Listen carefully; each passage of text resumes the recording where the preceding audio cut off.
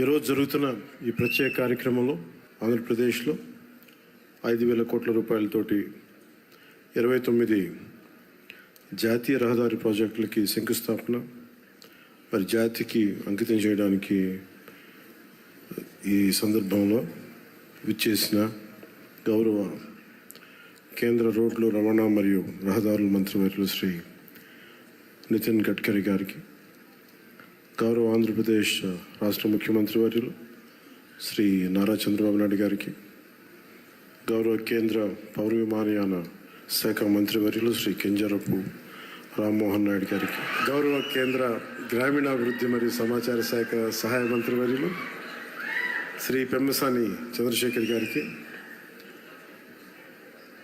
గౌరవ కేంద్ర భారీ పరిశ్రమల మరియు ఉక్కు శాఖ సహాయ మంత్రివర్యులు శ్రీ భూపతిరాజు శ్రీనివాసవరం గారికి, గౌరవ ఆంధ్రప్రదేశ్ రాష్ట్ర రహదారుల భవనాలు మరియు మౌలిక వస్తువుల పెట్టుబడుల శాఖ మంత్రివర్యులు శ్రీ బీసీ జనార్దన్ రెడ్డి గారికి, ఆరోగ్య వైద్య శాఖ మంత్రి వైద్య శాఖ మంత్రి శ్రీ సత్యకుమార్ యాదవ్ గారికి, మనం గౌరవ పార్లమెంట్ సభ్యులు శ్రీ దగ్గుపాటి పురంధేశ్వరి గారికి, అలాగే మిగతా గౌరవ పార్లమెంటేరియన్స్ అందరికీ, ఇక్కడికి విచ్చేసిన తెలుగుదేశం, జనసేన, భారతీయ జనతా పార్టీ నాయకులకి, ప్రజలకి, ప్రతి ఒక్కరికి నా హృదయపూర్వక నమస్కారాలు. ఈరోజు జరుగుతున్నది కేవలం రోడ్లు వేయడం మాత్రమే కాదు, ఇది మన భారత్ అభివృద్ధికి, ఐక్యతకి, మెరుగైన భవిష్యత్తుకి చాలా బలమైన పునాది.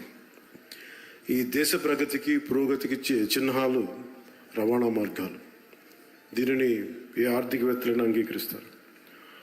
1999లో భారతదేశానికి గోల్డెన్ క్వార్టర్లేటరల్ ప్రాజెక్టుతో రహదారుల దశను మార్చాలనే ఒక గొప్ప ఆలోచన చేసిన ఘనత నాటి ఎన్డీఏ ప్రభుత్వానికి.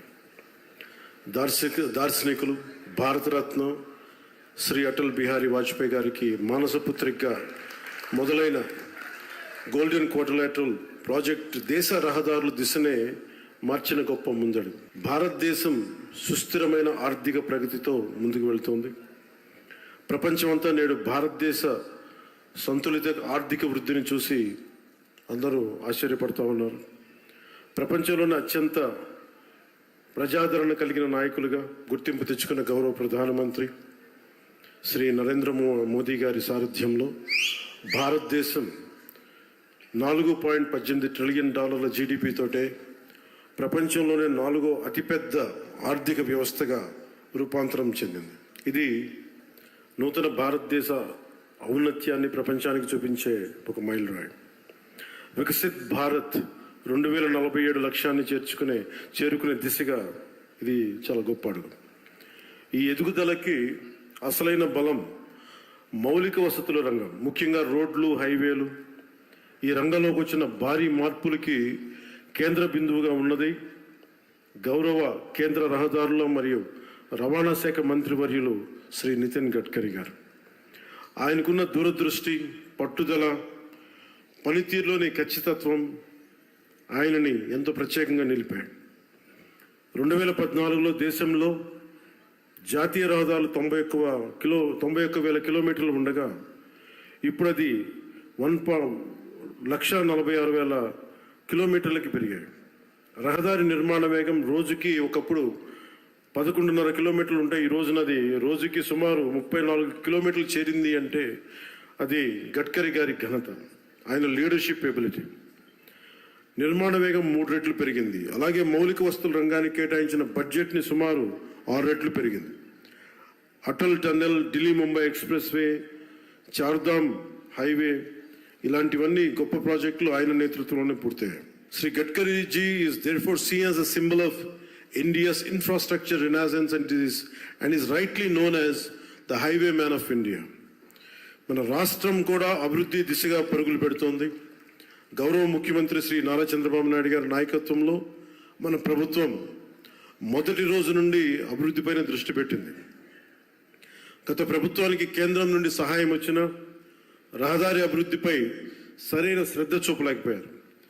కానీ ఇప్పుడు ఎన్డీఏ కూటమి ప్రభుత్వం స్పష్టమైన లక్ష్యంతో పూర్తి కర్తవ్య బద్ధతతో పనిచేస్తుంది.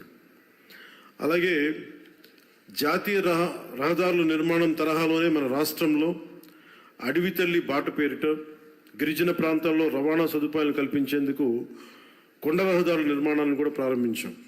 దీనికి మనందరం కూడా చాలా మనస్ఫూర్తిగా ప్రధానమంత్రి గారికి కృతజ్ఞతలు చెప్పుకోవాలి. పిఎం జన్మన్ ప్రధానమంత్రి జనజాతి ఆదివాసీ న్యాయ మహా అభియాన్ కింద అది ఓట్లు పడే దారులు కాదు, 1,00,000 మందికో 25,000 మందికో ఉపయోగపడే రోడ్లు కాదు, కానీ అభివృద్ధి పథంలో అందరూ బాగుండాలి, అందరూ దీంట్లో భాగస్వామ్యం తీసుకోవాలి అని ఒక సదుద్దేశంతో ఈ పిఎం జన్మన్ కింద ప్రధానమంత్రి గారు దగ్గర నుంచి పిఎం జన్మన్ పథకం కింద కేంద్ర ప్రభుత్వం నుంచి 550 కోట్ల రూపాయలు మనకు వస్తే 50 కోట్ల రూపాయలు మన ఆంధ్రప్రదేశ్ నుంచి, నరేగా నుంచి దాదాపు 500 కోట్ల రూపాయలతోటి ఈ రోజున అడవి తల్లి బాటని స్వాతంత్రం వచ్చినప్పటి నుంచి కూడా రహదారులు వేయని గ్రామాలకి ఈ రోజున డోలీ మోతలతోటి ఇబ్బందులు పడుతున్న ఆ పరిస్థితిని తొలగిస్తూ రవాణా లేని ఏజెన్సీ గ్రామాలని రోడ్లతో కలుపుతున్నాం. దీనికి ప్రత్యేకంగా గౌరవ ముఖ్యమంత్రి శ్రీ నారా చంద్రబాబు నాయుడు గారికి కృతజ్ఞతలు తెలుపుకోవాలి. వారికి ఒకటే తెలియజేశాను, ఈ డోలీ మోతలు చాలా ఇబ్బందులు ఉన్నాయి సార్, కనీసం మనకున్న ఈ ఆర్థిక ఇబ్బందుల్లో కనీసం మీరు ఒక 50 కోట్లు కానీ రిలీజ్ చేయగలిగితే కనీసం కొన్ని గ్రామాలకైనా మనం చేయొచ్చు అంటే చాలా పెద్ద మనసుతోటి ఆ రోజున ఆయన ఆ 50 కోట్లు విడుదల ఈ రోజున దాదాపు మనం 1000 కోట్లుకి రోడ్లు వేయగలిగే స్థాయిలో ఉన్నాం. అందుకే మనస్ఫూర్తిగా మన ముఖ్యమంత్రి గారికి నా ధన్యవాదాలు తెలుపుతా ఉన్నాను. అలాగే ఇప్పుడు మనం ఈ రహదారులు కేవలం ప్రయాణ సౌలభ్యం కోసం మాత్రమే కాకుండా ఎకో టూరిజం అభివృద్ధికి, యువతకి ఉపాధి అవకాశాలకి మార్గం వేస్తున్నాయి. ప్రకృతి సౌందర్యాన్ని కాపాడుతూ నిర్మించిన ఈ మార్గాలు మన రాష్ట్ర అభివృద్ధికి గర్వకారణంగా నిలుస్తున్నాయి. ప్రాజెక్టులు పర్యావరణ సమతుల్యతకు భంగం కలగకుండా ముందుకు సాగేందుకు అటవీ అనుమతులతోనే అత్యంత జాగ్రత్తతో ప్రణాళికలు రూపొందిస్తూ కొనసాగిస్తున్నాం. మోదీ గారి దృష్టి, గడ్కరీ గారి కృషి, గౌరవ ముఖ్యమంత్రి చంద్రబాబు గారి సంకల్పంతో ఈ ముగ్గురి నేతృత్వంలో మన రాష్ట్రం, మన దేశం అన్ని రంగాల్లో పరిగెడుతుంది. అభివృద్ధిపై ప్రతి ఒక్కరు కూడా ఈ భాగస్వామ్యంలో మీరు చేరాలి, అన్ని ప్రాంతాలు అభివృద్ధి చెందాలనేదే మన లక్ష్యం. ఈ మంచి రోడ్ల వల్ల సరికొత్త పరిశ్రమలు, ఉత్పత్తి యూనిట్లు, IT industry, electronic, logistic hubs, food processing parks రాష్ట్రంలోకి వస్తాయి. ఇది రాష్ట్ర ఆర్థిక వ్యవస్థని బలంగా చేయడంతో పాటు దేశ ప్రగతికి మరియు దేశ జీడిపి వృద్ధికి మన వంతు కృషిని అందించడమే లక్ష్యం. ఇవి భారతీయుల ఐక్యతని, సమగ్రతని ప్రతిబింబిస్తాయి. మన ఆత్మబలంతో నిర్మితమైన ప్రగతికి మార్గదర్శక దీపాలు, రేపటి తరాలకి మనం అందించే ఒక బలమైన వారసత్వపు ఆస్తి. ఈ సందర్భంలో నేను మీ అందరినీ ఒకటే కోరుకుంటా ఉన్నాను. గత ప్రభుత్వాన్ని చూశారు, కూల్చివేతలతో మొదలైన ప్రభుత్వం, రోడ్లు వేయని ప్రభుత్వం, కనీసం రహదారుల్లో గుంతలు పూడ్చని ప్రభుత్వం. కానీ ఈ రోజున మన ఇన్ని ప్రతి ఊర్లో కూడా ఊరికి మధ్య గుంతలు పూడ్చడంతో పాటు రహదారులు నిర్మిస్తూ ఉన్నాం. హైవేలు ఈ రోజున గడ్కరీ గారి ఆశీస్సులతో మనం ప్రారంభిస్తూ ఉన్నాం. వీటన్నిటికి కూడా మనకు కావాల్సింది కనీసం ఒక 15 సంవత్సరాలు ఈ కూటమి చాలా బలంగా ఉండాలి. వాళ్ళు ఎన్నో రకాలుగా ఈ కూటమి ఐక్యతని దెబ్బతీయడానికి ప్రయత్నం చేస్తూ ఉంటారు. వీటన్నిటిని మనం కొంచెం జాగ్రత్తగా ఉండాలి, ఎరుగుతూ ఉండాలి. నేను ప్రత్యేకించి ఈ కూటమికి నేను ముందుండి కృషి చేయడానికి కారణం ఒకటి 5 కోట్ల మంది మన ఆంధ్రప్రదేశ్ ప్రజలు దేశ అభివృద్ధిలో చాలా బలమైన భాగస్వామ్యం వహించాలి. ఆంధ్రప్రదేశ్ ఖ్యాతి మొత్తం తెలియాలి. మన వెనకబడ్డతనానికి తిరిగి దాటుకుని అభివృద్ధి పదంలో పరిగెట్టాలని ఒక్క సదుద్దేశంతో నేను చేసిన ఈ ప్రయత్నం ఈరోజు సఫలమై ఈ రోజున ఇంత పెట్టుబడులు వస్తున్నాయి. ఎందుకంటే ఒక బలమైన నాయకులు కావాలి, చంద్రబాబు గారి నాయకులు కావాలి. దేశం మొత్తం ఒకటే తాటిపై నడిపించే బలమైన నాయకులు శ్రీ మోదీ గారు.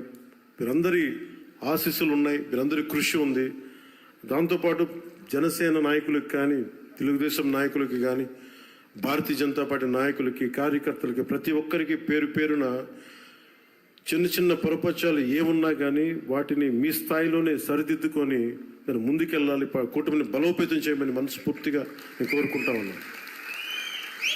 అందుకని మనస్ఫూర్తిగా మరోమారు ధన్యవాదాలు తెలియజేసుకుంటూ ఆంధ్ర అభివృద్ధి పదంలో రాకెట్ స్పీడ్తో వెళ్ళాలని మనస్ఫూర్తిగా కోరుకుంటూ ఇక్కడికి వచ్చిన మీ అందరికీ ప్రత్యేక ధన్యవాదాలు తెలుపుకుంటూ గడ్కరీ గారికి మరోమారు మనపూర్వక ధన్యవాదాలు తెలుపుకుంటూ సెలవు తీసుకున్నాను. జై భారత్, జై హింద్.